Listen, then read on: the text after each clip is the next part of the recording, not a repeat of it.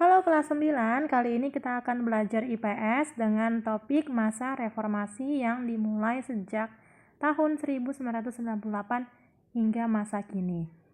Apakah kamu masih ingat masa sebelumnya adalah masa Orde Baru di bawah pimpinan Bapak Soeharto. Kemudian masa Orde Baru itu berakhir digantikan dengan masa reformasi. Apa itu reformasi? Dalam Kamus Besar Bahasa Indonesia, reformasi adalah perubahan secara drastis untuk perbaikan, baik bidang sosial, politik, atau agama dalam suatu masyarakat atau negara. Jadi, reformasi ini adalah perubahan secara drastis ya. Untuk apa? Untuk perbaikan. Khususnya Indonesia pada masa itu adalah perbaikan dalam bidang pemerintahan. Kapan reformasi ini dimulai? Reformasi ini dimulai sejak Soeharto menyatakan di depan umum kepada rakyat Indonesia bahwa ia mengundurkan diri sebagai presiden, yaitu pada tanggal 21 Mei 1998. Di hari sebelumnya, pada tanggal 12 Mei 1998, terjadi demonstrasi besar oleh mahasiswa yang menuntut harga-harga barang yang naik. Kemudian menuntut penyimpangan-penyimpangan yang terjadi. Pada tanggal 12 Mei tersebut ada korban jiwa atau ada korban 4 mahasiswa meninggal dunia akibat aksi demonstrasi bentrok antara mahasiswa dengan aparat kepolisian pada masa itu.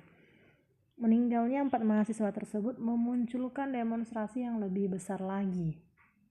Sehingga pada tanggal 21 Mei, Soeharto mengundurkan diri dari presiden karena rakyat yang demonstrasi meminta Soeharto turun jabatannya dari presiden. Kemudian, mengapa muncul reformasi? Ada sebuah kutipan di sini yang untuk kita renungkan bersama. Bergulirnya gerakan reformasi menyadarkan bangsa Indonesia mengenai demokrasi dan menghargai kedaulatan rakyat. Sebuah pemerintahan yang menghormati aspirasi rakyat akan mendapat dukungan rakyat. Sebaliknya, perilaku para pemimpin yang tidak menghargai kedaulatan rakyat dan nilai-nilai demokrasi akan menyebabkan rakyat tidak percaya kepada para pemimpin. Jadi dari sini kita tahu bahwa pada masa sebelumnya yaitu Orde Baru di bawah pimpinan Pak Soeharto terjadi penyimpangan terhadap kedaulatan rakyat. Aspirasi rakyat itu tidak didengar oleh pemerintah sehingga rakyat mengalami krisis kepercayaan atau tidak lagi percaya kepada pemerintah. Penyimpangan-penyimpangan yang terjadi antara lain pembangunan yang tidak merata, ada daerah tertinggal yang miskin, sementara ada daerah yang maju. Kemudian terjadinya praktik korupsi, kolusi, dan nepotisme di kalangan pejabat pemerintahan. Kemudian ada juga kebijakan otoriter yang sentralistik. Artinya semua kebijakan itu berpusat kepada pemimpin atau bersifat sentral. Rakyat meminta turunkan Soeharto di sini karena terjadi penyimpangan tersebut, ditambah lagi kondisi ekonomi yang parah. Terjadi krisis moneter yang mengguncang nilai tukar mata uang rupiah terhadap dolar. Pada masa itu rupiah terhadap dolar itu menjadi 17.000 per dolar Amerika. Nah, posisi rupiah yang menurun tersebut menyebabkan jatuhnya bursa saham di Jakarta sehingga perusahaan-perusahaan besar itu bangkrut. Karena perusahaan besar itu bangkrut sehingga terjadinya pemutusan hubungan kerja atau PHK secara besar-besaran. Kemudian kenaikan harga barang kebutuhan pokok yang tidak terkendali. Jadi terjadi kekacauan. Harga barang naik, PHK, praktek korupsi, kemudian ada juga penyimpangan terhadap kemanusiaan. Nah, itu semua ya menjadi penderitaan rakyat, dan rakyat akhirnya melakukan demonstrasi dan meminta turunkan Soeharto. Ini adalah korban kerusuhan pada Mei 1998, dan ini juga menjadi duka kita ya, duka bangsa ini. Banyak korban yang meninggal, banyak juga korban kekerasan.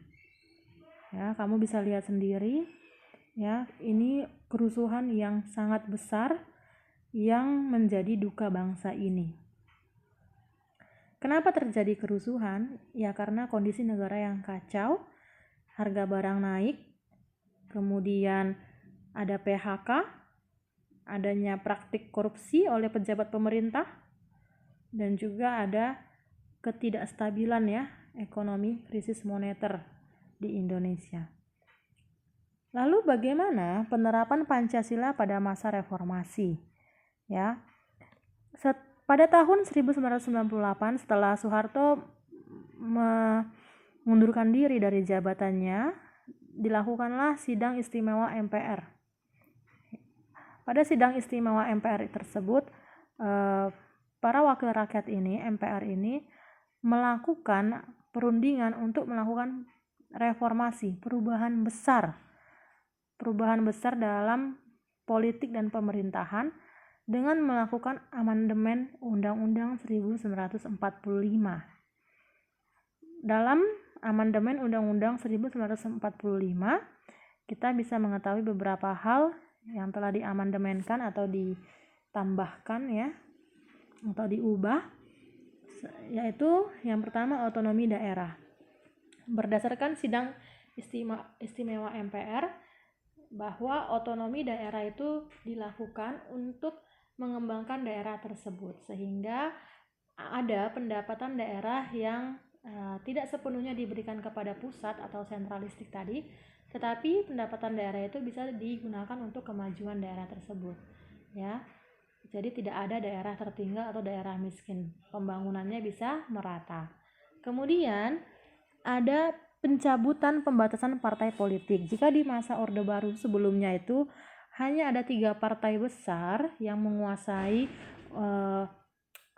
MPR, DPR, dan juga politik, tetapi di masa reformasi ini, perubahan besar-besaran ini, dicabut pembatasan partai politik sehingga rakyat bisa membuat partai politik sebagai wadah aspirasi rakyat itu lebih dari 3 partai politik besar tadi ya. Jadi bisa banyak ya partai. Karena apa? Karena partai politik ini adalah aspirasi rakyat, seperti itu. Kemudian penghapusan dui fungsi ABRI. Nah, pada masa sebelumnya yaitu Orde Baru, ABRI, Angkatan Bersenjata Republik Indonesia, itu bisa 2 fungsi. 1, menjaga keamanan negara, 2, terlibat dalam pemerintahan. Tetapi pada masa reformasi itu dihapus. Ya, dui fungsi ABRI itu dihapus sehingga ABRI hanya fokus kepada menjaga keamanan negara. Berikutnya, ada pemilu langsung atau pemilihan umum secara langsung. Jika sebelumnya pemilihan umum itu dilakukan di MPR oleh wakil rakyat, namun setelah reformasi, rakyat langsung memilih pemimpinnya. Dimulai dari memilih kepala daerah di daerahnya masing-masing. Ya, jadi ini adalah penerapan Pancasila pada masa reformasi, kembali lagi kepada dasar negara yaitu Pancasila, terutama sila keempat, kerakyatan yang adil, kerakyatan yang dipimpin oleh hikmat kebijaksanaan dalam permusatan perwakilan, yaitu berdasarkan kedaulatan rakyat. Jadi ada demokrasi dari rakyat, untuk rakyat, dan oleh rakyat. Kemudian, siapa saja presiden pada masa reformasi? Ya, ketika Soeharto mengundurkan diri dari presiden, maka wakilnya B.J. Habibie diangkat oleh MPR menjadi presiden ya, ditunjuk langsung menggantikan Soeharto adalah B.J. Habibie.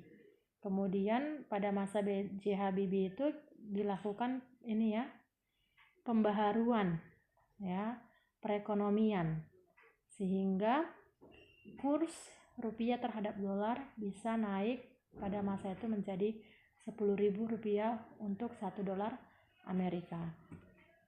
Setelah B.J. Habibie masuk kepada Presiden Abdurrahman Wahid, ya. Pada masa ini juga terjadi pembaruan di bidang sosial, ya. Jadi masyarakat bisa saling menerima antar golongan, antar ras, antar suku, dan antar agama. Setelah itu masuk kepada masa reformasi Megawati, di mana pada masa ini juga terjadi perubahan sosial, bahwa perempuan itu bisa memimpin, bisa berprestasi.